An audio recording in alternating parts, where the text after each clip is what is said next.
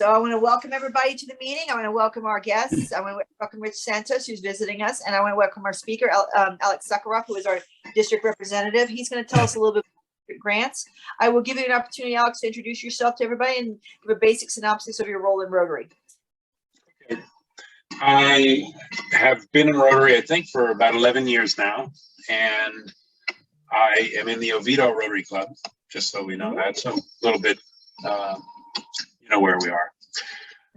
I have my why I joined Rotary, or why I stay with Rotary, is because of the Rotary Foundation, the work that the Rotary Foundation does, and the work that our district does with the Rotary Foundation to help make the world a better place, both here locally and abroad. So that's my reason, not for networking and not for, as much as it's nice to chat with people and make friends and all that, and have breakfast in our club. We're an in-person breakfast club, but for me, it's the foundation, the opportunity to do things that are on a big scale, even though we don't have to individually contribute that much financially. You can have a worldwide impact.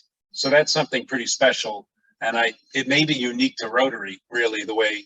And additionally, when we give money to Rotary, we also someone's joining us, which is great. When we give money to Rotary, we are, we have the opportunity to get some of that back as a club, not individually, but as a club, to be able to use that for things that we want to do, which is different than most charities. Most charities you give and they use it, and that's fine, but you don't have any say over how they're going to use it, unless you do an endowed fund or something like that. And Rotary has that also. But today we were going to talk about the grants, but I just wanted to do a quick overview. Is anyone new to the whole? I know Dr. O is very familiar. So anyway, let me just do a quick overview of the Rotary Foundation. The foundation transforms donations from Rotarians and friends of Rotarians into global humanitarian service projects that change lives. The mission of the Rotary Foundation of Rotary International is to enable Rotarians to advance world understanding, goodwill, and peace through the improvement of health, the support of education, and the alleviation of poverty. We are a 4-star charity navigator charity, and have been for, this could be the 14th year in a row that we've received that highest designation. So that means we're really putting virtually all the money that is donated to the cause. 99.16 we were out of 100 on financial, and 100 out of 100 on accountability and transparency. So we know the money is being well stewarded. The 3 big areas that the Rotary Foundation supports are the Polio Plus program. I'll speak briefly about that. That took about $153 million. That used about $153 million. Rotary grants, and that's kind of the focus maybe of today a little bit. That took in that spent $137 million. So that's a nice size chunk, not as big as polio, but almost. And then donor advised funds, I believe, and I might be wrong, but Dr. O may be one of those people that has such a thing. These are funds you can set up through the Rotary Foundation that you get to advise how they're used. So they're very specialized. There aren't as many of those out there, and that spent about $11 million. So that's the kind of size, $250 million type of operation annually, which is pretty big for a charity that relies on donations that are usually under $100 a year from people on average. The average donation from Rotarians worldwide is about 160, or at least in our district was $165 per year. So that gives you. I don't mean to interrupt, but as you can see, I'm sharing the PowerPoint. So. Oh, you got it. Okay. All right. Then let me. And if you need me to change the screen, let me know. All right. Let me go there now. I'll see what you bring up to it. I see it. I see black right now. I don't see image yet. I don't know why. Can you advance it and see? I'm not seeing anything. I see a number, but it's just black on my screen. Is everybody else seeing black? Yes. Yeah. It's not showing anything on it, but it does say there's 33 slides. I don't know if they're not populating yet, or let's not worry about it right now. I just want to cover the material and have time for us to chat a little bit. That's the main thing. And as far as your question, yes, I have a donor advised fund, and a lot of clubs do. Well, that's great. That's great. And that gives you even more power over how you want your monies to be used. And that's a great thing. This is my committee, and you can't, well, you'll see the slide when you get it emailed to you anyway. It shows all the people who are on my committee, and they do different things like help me with the district designated fund administration, global grants, the peace fellowships, if we have any. I have someone helping me there. And I've been the District Rotary Foundation chair now. This is my second year. It was done for many years by Joe Weber. He was a past district governor. She did a great job, and now this is my second year doing it. And polio, and the annual fund, and the endowment. These are the three areas that typically people are giving money to. Most of the money that goes to polio from our district comes from our district designated funds directly from our district allocation. We take 10% of what comes back or what's donated. We take 10% of that and put it to the Rotary Foundation. So when that goes to Polio Plus, typically it doesn't always have to, but for the moment, last 5, 6, 10 years, it's been going to Polio Plus. This year, Governor Barry designated $30,000 of DDF to go to the Polio Plus Fund. That will turn into $135,000 because of the matching that the World Fund does at Rotary, which is now only a 50% match, used to be 100%, which is still generous. So our 30,000 becomes 45, and then Bill and Melinda Gates match it 2 to 1. So for the 45 we give, they give another 90. So that brings the whole thing up to $135,000, which will buy probably over 1 million doses of vaccine for the eradication of the last few cases. I'll put it in my next monthly report, my next quarterly report, I should say, but we had only 5 cases worldwide reported, 4 in Afghanistan, all of last year, 4 cases from 350,000 in the late 80s, 350,000 cases a year, mostly children, mostly crippled. Some perished from it. It usually doesn't kill you, but it does cripple you often, sometimes for life, and severely in many cases. So that 350,000 a year was the typical number when Rotary jumped in and tried to tackle this as a grant back in the early days in the Philippines. And it became from that to a big, big fund with help from the World Health Organization and UNICEF. And then Bill and Melinda Gates got involved, I think, in the 2000s. And they have massive funds to bring to bear and a lot of good on the ground skill set also.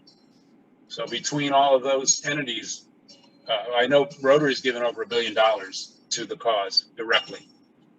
And now we have, just this past year, 5 cases versus, I think it was over 130 cases total between Afghanistan and Pakistan. 1 case in Pakistan last year.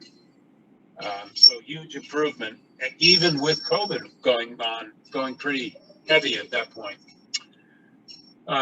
We had 56 cases the year before, in 2020, of wild polio in Afghanistan and 84 in Pakistan. So Pakistan incredibly improved, down to 1 case. With the war still ongoing and the craziness in Afghanistan, it's amazing they were able to keep it to 4. Some of that just because it's rural and really impoverished areas that are often not able to be accessed by vaccinators because of the unrest. But my understanding is the Taliban is allowing vaccinators to go in, and they're not doing anything too terrible to prevent their kids from being saved, basically. They seem to understand that it's an important thing. And Bill and Melinda Gates are still matching 2 to 1. I don't know when that will end, but I think it's good through 2026. And it'll probably take that long because you have to go 3 years in an area without a wild polio case to declare polio free. 3 years. So we still we haven't even started in Afghanistan and Pakistan at 0 yet. So if this is the 0 year, then 3 more years after this year would be when you could declare victory worldwide, potentially. There are still some vaccine-derived cases. I do want to say that vaccines, in this case, do cause, because they're live virus, and they do mutate inside a person's gut.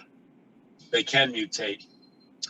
They can cause paralysis still, and it's unfortunate, but since they're giving out millions and millions of doses, it's amazing how few, and they have a new version of the vaccine that will give fewer of these derived cases, so that as soon as we can get past the wild phase, then I think they can start to use the non-vital, the non-living forms, which will prevent any vaccine-derived cases from happening.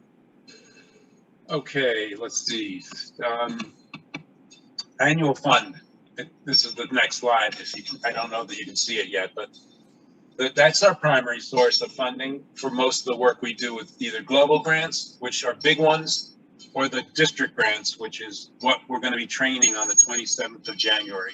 And I do need someone from your club to sign up. I really hope someone will do that, because you really are supposed to, you have to be there in order to be counted, in order to be qualified to use your DDS, and you have DDS, if I'm correct. Let me see where you guys. You will have these. Go ahead. I'm actually going to plan on being there, and I would encourage anybody else who is interested to come as well. Now, do I need to sign up or just show up? Yes, because I want to have, well, you technically, yes, sign up is the right thing to do, and then I'll send you the link. Whoever signs up will get the link to the Zoom. I have it already, but I'm just trying to be careful with the Zoom link so it doesn't go to somebody it shouldn't. I got it. Yeah, we've never had a problem, but never, there's always the first time someone bombs you, and that would not be cool. So we've had some situations. We use Zoom extensively in the court system right now, and quite frankly, I like it that way, because if I can get out of driving and putting on pantyhose, I'm good with it. So, but we've had some issues with it for precisely that reason. Yeah, people inadvertently share it outside of their controlled network, and all of a sudden somebody gets it from somebody, and that person has an axe to grind, or whatever the issue might be, or they're just someone who's going to be a detriment, we'll just say. Okay, get money to do projects beyond cash. You always have cash. Cash is always king in Rotary, of course. If you have a dollar, you can put it to something. Rotary will always take it. District designated funds are earned from donations made in cash by clubs and individuals to the annual fund share. It's a special part of the annual fund. It's called the SHARE, share. And you share money between the Rotary Foundation, where they get to put it where they want, or spread it throughout the world, really, through the World Fund, or they give back some to us, and that's the share portion. So half and half is, for better, it's not exactly half and half, but for just simplicity's sake, we give 1,000. We, meaning our clubs, our individuals in the clubs, 10 people give 100 each. That's 1,000. That goes to the Rotary Foundation, and about $500 comes back 3 years later. That money goes into some investments for that 3 years, and it allows it to grow a little bit, not much, but a little bit. And then in 3 years, they officially transfer back to the district half of that. And then the district uses a fifth of it. So that's 10% of the original. That goes to most likely Polio Plus. That's typically where it's gone. When polio is eliminated worldwide, we'll have something else to do with it. But for the moment, that's where it's been going. And the other 40% of the original donation is the clubs to figure out what they want to do, but they need to decide in the year that you have that district designated funds. You can't just roll it over. You have to use it for a district grant that year, and there's deadlines for that. and you use it for global grant, that's a little more flexible as long as you use it before the end of the Rotary year, like end of May. So you get it in July. July 1st is when you quote get the money officially. You can see what you're going to get when you come to the January meeting. You're going to get a list of all the clubs and how much each of them has. The big clubs obviously have more, some of them. Some big clubs don't, because they don't give to the Rotary Foundation. That's their choice. No one would make them do that. There are a few clubs that are quite large, in the 60 size, 60, 70 members, that give very, very, very little to the Rotary Foundation. But the bulk of the clubs give generously, and they get back a nice chunk of DDF each year. And your club has DDF, I can see that, to do a project for a local community, a local school or not-for-profit or whatever you might want to do. And I know Phyllis is very familiar. I'm not sure who else in your club is familiar with district grants, but they're a great way to do things impactfully and with a very quick turnaround. Global grants, not quick, not a quick turnaround, much more involved, much more demanding of paperwork and bookkeeping, and it's a lot that goes into a global grant. Not easy at all, but they receive $30,000 or more, so they're very big. They can be hundreds of thousands of dollars and make a huge impact. But to get those is more work. Typically takes multiple years for a club to go through the entire process of applying, raising the money, applying, getting reviewed and approved, and then getting your money wired, and then putting it to work, finally doing all the reporting, completing the project. That's a 2 to 3 year process typically. Sometimes longer, sometimes a little shorter. Let's see. When you make a contribution to the Rotary Foundation as a Rotarian, your club is going to get credit in the form of that DDF. That's just how it works. So you'll get individual tax write-off credit like you would for any nonprofit. You also get what's called Paul Harris recognition points, which are very nice things to have. You get $1 of points, $1 worth of points for every dollar you give to the Rotary Foundation. Those points can be used to help someone else become a Paul Harris Fellow. And your club is 100% Paul Harris, and it remains 100% Paul Harris. According to the club recognition summary, you became 100% Paul Harris, which means everyone gave to the Rotary Foundation, or you have points that someone gave you, adding up to at least $1,000. Typically, this is people giving $1,000, or maybe they give 500 and they get 500 points from the other person. You can't use your own points for foundation for Paul Harris. To get Paul Harris credit, you need to give your own money or get points from someone else. And you can do the favor in return. You can get 500 points. Your 500 plus 500 points from someone else, you can trade points. And the two of you can become Paul Harris for 500 each in cash. That's a typical example of a swap, how they work. I don't know how you did it, your club, but you did it. And that's great. And kudos to you. You're one of about 15 clubs that achieved that amazing accomplishment in our district. It's a one-time achievement. They don't award it each year. Even if you're still 100% Paul Harris for 10 years in a row, there's no additional banners. You should have gotten a banner for that year, though. You have 2 Paul Harris Society members. These are people that are generously giving committing to giving $1,000 a year or more to the Rotary Foundation. There are 2 of you that do that. And one of you is on Rotary Direct. And that is a very nice way to give typically people will put a certain dollar amount on a credit card and they will ding it each month. Rotary will. You don't have to worry. It's taken care of. All the credits are given, and you'll reach your Paul Harris if you do, say, $84 a month. That may be a lot for people, but that is how some people achieve their annual Paul Harris. They do about $84, $85 a month out of their credit card, and lo and behold, after 12 months, you got there. You're a Paul Harris step level higher.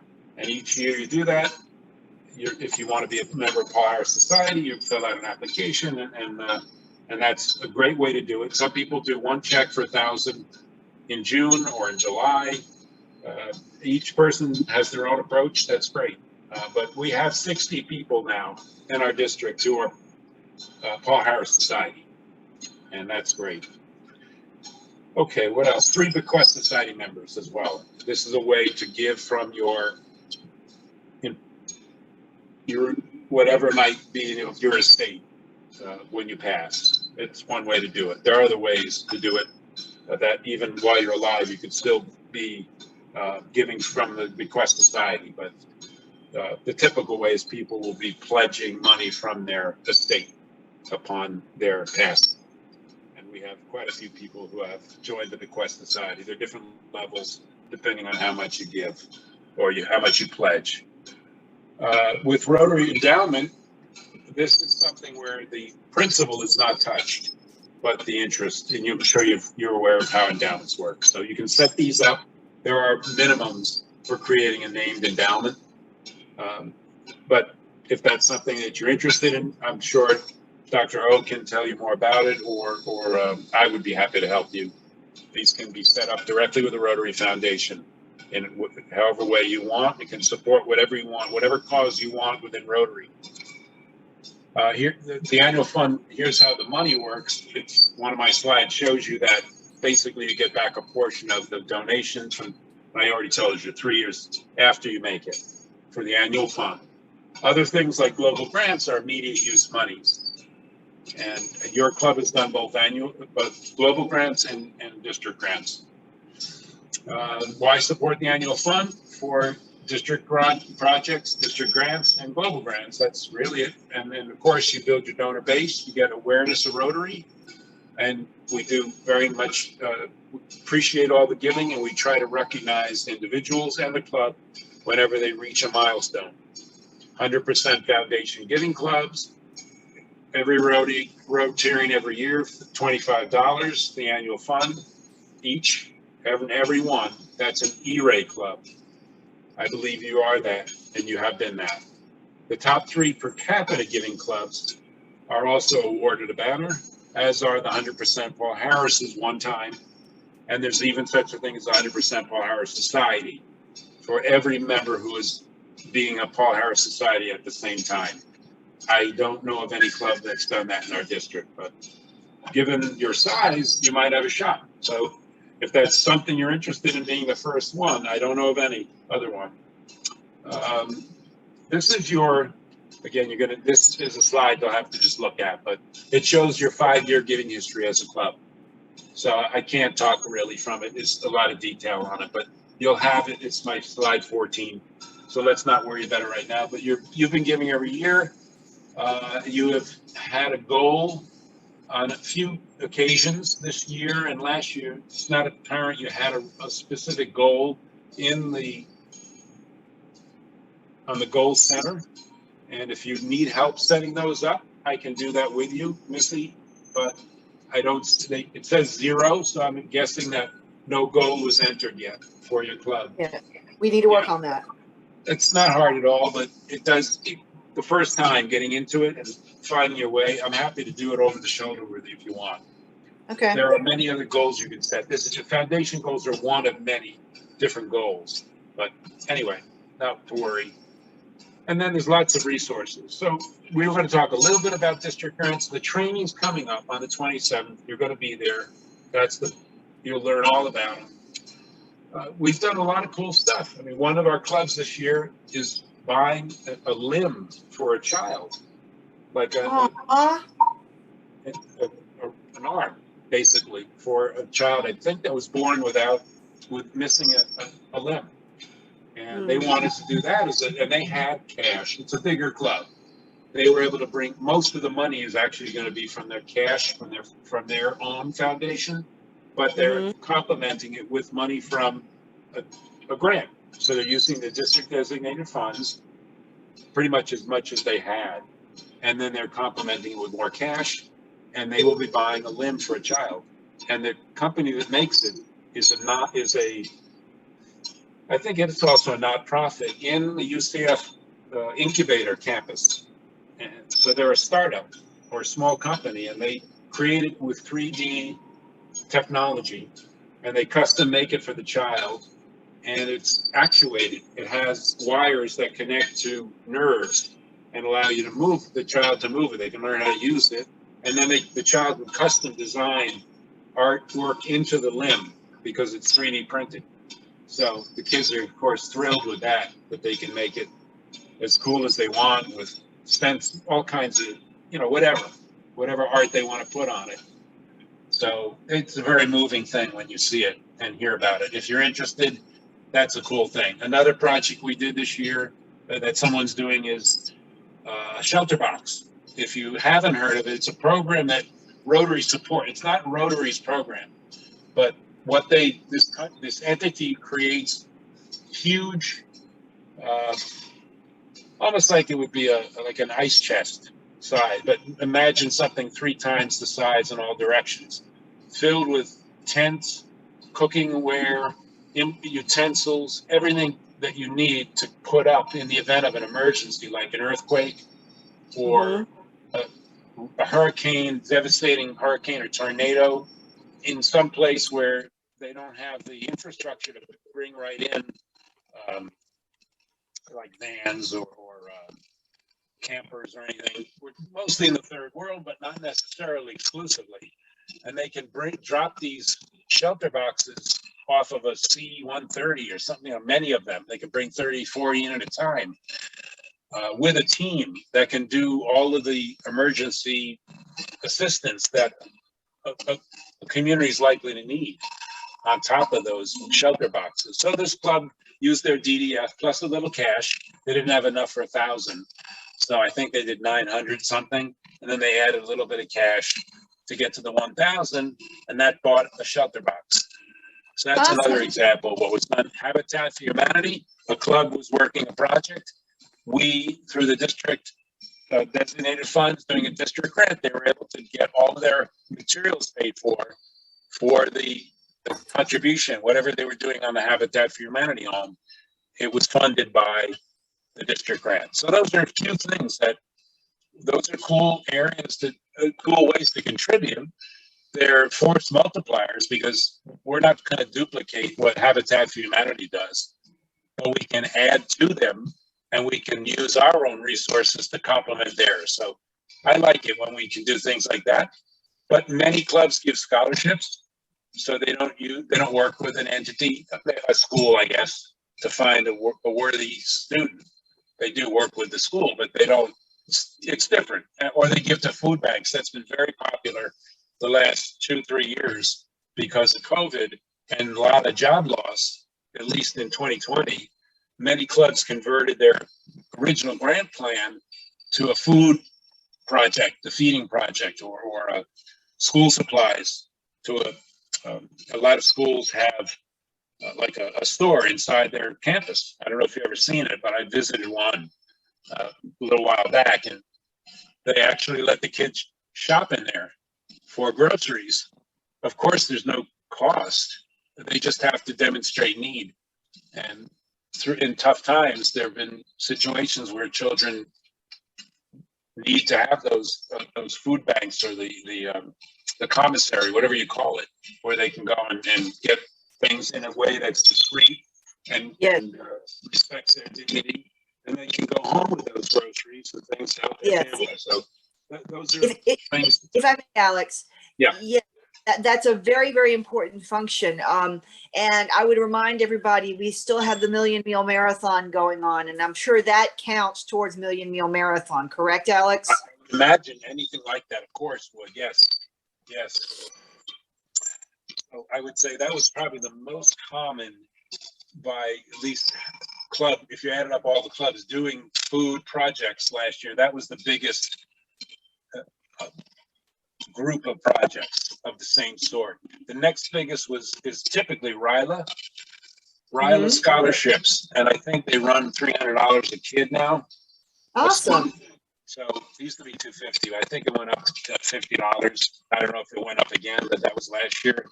So for $300, a kid can spend It used to be an on-campus thing. I don't know what they're doing this year because of COVID. Last year, I think it was canceled, but I believe they're doing it. I don't know if they're going to be in person, in part, maybe outdoors, and then doing some of it on Zoom. I'm not sure, but they will be doing a program. It's a real nice leadership development program that Rotary does across the world.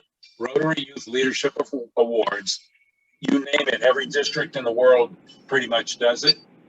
And they do it their own way, but there's probably a component of learning and then hands-on and team building and then some fun and physical activity because they're kids, they're teenagers, and they like to run around and they have a dance. I know they used to do that when they could do it before COVID. They would have like a Saturday night dance, which the kids were thrilled about, of course. That would be the kind of the capstone. But one of the big ones that I've always heard, in fact, I went up there for a day one time. They invite you up on Thursday typically. If you want to go and you get permission, you can go up there and watch it and even have dinner with them. They do a sharing where it gets very personal. It can get very personal, very intense, but they exchange life experiences in a very impactful way and sometimes a very moving way. There are a lot of tears, a lot of laughter, a lot of intensity. And many kids haven't shared some of the things they've shared. Some things that were very serious came out in this exchange. It's managed by people who are professional. I'm not sure if they're not psychiatrists, but they have good skill sets in managing that sort of thing. And it takes quite a few hours to go through it all. And that's another high point for kids usually, because some of them have never really gone out and done anything. It's an overnight, typically 4 nights, Wednesday through Sunday. 4 nights starting Wednesday afternoon after school. And then they go right through till Sunday. So I hope they can start doing that again the way they were. They do it up at the camp in Umatilla. That's where they were doing it. It's a Elks camp up there, which is great. Has a lot of room. They have a pool there for swimming and a lot of places to do archery and canoeing and riflery and all maybe not riflery, but archery and canoeing and a ropes course. They showed us that. They used to be held here in Central Florida in most areas at hotels in like Disney and all, and putting them in, isolated out there was much safer and better than a public area where they could get distracted and things could happen. Right. It's safer, more controlled. And they seem to love it. They seem to love it. There's a big cafeteria type of place where they can all eat meals together. And they do they do skits, I think. They have a part where they kind of like a American Idol type of thing, I think, where they they'll sing and play guitar and you name it, whatever they're dance probably, I'm sure. So kids love it. Inner city kids seeing wild turkeys for the first time and bears and deer and never having seen that before or gone swimming before in their life. Yes. This is a big accomplishment for them to know that turkeys are real animals and don't look like you see on TV. Yes. It's very different. You mean to tell me that they don't actually just, show up in a supermarket freezer one day right around October? Right. I'm being sarcastic. But another thing you were talking about is Shelter Box. Shelter Box was invented by a Rotarian in England and UK, and it was a Rotary project and now is a Rotary partner organization. Yes, you're right. And I have done a couple of them, and you could actually track where your one went. They number them, and they go and deploy them in advance once you've funded them, and you can fund partial boxes now. And they've done some non-boxes where they found that people, that if they source products locally, it's not just a tent anymore in a box, though they use the box like as a bathtub or a washing sink or whatever, that if they can source lumber locally or fabric locally to make a hut, because they were finding, like in Haiti, when they had the earthquake, that when they came back 2 years later, was the hurricane was first, then they came back 2 years later, people were still using it for when the next event happened, and they were only supposed to use them for like 6 months. And so they weren't getting the funding from the Red Cross that had been given to build their homes and stuff. And so they ended up finding out that if they could make a fabric home for them out of locally sourced wood and pay the local citizens to produce the product and then start building, that they were using better use of local citizens and paying them. So it's not always just that box now. To begin with, when I was funding it, it was just that box. Now they've branched out. But what they do with our volunteers sending them to those locations. Also, some of our Rotarians have received boxes when tornadoes and earthquakes have hit their areas. Our district governors and our Rotarians have been hit and received boxes, like out west when we had the bad tornadoes out west. After having sent boxes to other countries, they've ended up being wiped out and received boxes. So you never know. Make a donation now, you may need one. Yeah, pay it forward, and yeah, it's great. Rotary, I can't say enough about all that good work that's being done and that our district does. And so to the extent that you can give, ideally do fundraisers if possible, so it's not only your own money, although that's let's say the easiest, the most straightforward is to raise it from dues or through solicitation within the club. But for those clubs that are able to do fundraisers and attract the community to Rotary things, they can build up quite a war chest. And some of whether they do a chili cook-off or one club does they don't necessarily use the money for Rotary, they use it for their own fund, but they raise $50,000 a year from a basketball tip-off, where they invite the very best basketball high school teams into a tournament, and they have a whole competition, and it's a big deal, and they're able to raise a lot of money from sponsors, and they bring in about $50,000. So they're able to fund their foundation's work almost entirely from that. Other clubs have beer tents at art festivals, for example, so they're selling a lot of beer to the whole community, not just Rotarians, and they raise a ton of money from the beer and wine sales, and that goes into their annual fund giving and other things. So I think that's Maitland with their art festival.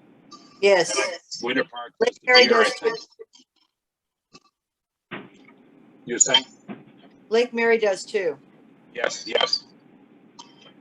So anyway, anything you guys want to talk? We've already shared a lot, so I don't want to take up any more of your time. But I like the eClub concept. You've been virtual for longer than way before COVID, so I think it's great. You can do your meeting without anyone having to disrupt where they are physically if they're at work or if they're on a trip or whatever they're doing. They can still join the meeting, and I think that's great. Thank you. We're hoping to ramp things up and do a lot of good things this year. So hopefully, and we thank you for coming by, and we definitely encourage you in the future. I mean, it does work for a lot of us. I think it's very, very helpful. So anytime you're available, I'll be happy if you want, Alex. I will make it a point to include you on PMail, so whenever we have a meeting, you'll know about it. I think you've got some really good speakers in the past too. So I'm Thank always you. interested. College Park keeps me on their distribution, and yeah, if you guys, I appreciate it. And I'm in the Oviedo Club, so you know where I am. And, Okay. I've got I'll do one more year of DRFC. It's usually a 3-year role, so next year, 22, 23 would be the third year. So we'll see after that if somebody else wants to do it. I hope that the Okay. district, well, it's up to the district governor. Then Don Harris, who he wants to use for that. But I'm always happy to help the foundation because I know we do good work. And I'm always happy to help clubs. So if you want help with the goals, Missy, we can set up a separate call maybe on Zoom or something, and we can get on the screen together, and I can set the meeting up so I can use my screen and show you how you set those up. And it's good to have somebody who's proficient with that in the club. Like Who else is on the call? Because we can't even see who is on the telephone. If they have any questions. Odette. Okay. Odette is one I wanted. How are you? I wanted to mention is Odette has the orphanage, which would be an international one. She was very interested and needs to attend that the grant. She just got a new home. She got a new home in Haiti for the children. Alex, I told you about her home down there in Haiti for the orphans, the 21 orphans. And I just sent a shipment with her down there for the children, including a sewing machine and a bunch of school supplies. And she just returned. So Odette, tell her about your orphanage.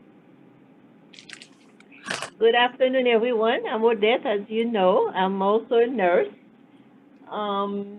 Since 2016, we have an orphanage down in Haiti, in Port-au-Prince. We start out with about 11, so now we have a total of 21 kids, 21 orphans. Some of them has maybe one parent, but that was not involved. We don't know. They know they exist, but we don't have any contact. They are not involved in the children's life at all. We provide 24-hour care for them. They all go to schools. You know, unfortunately in Haiti, there's no public schools, so everyone has to go to private school. Nutrition, medical care.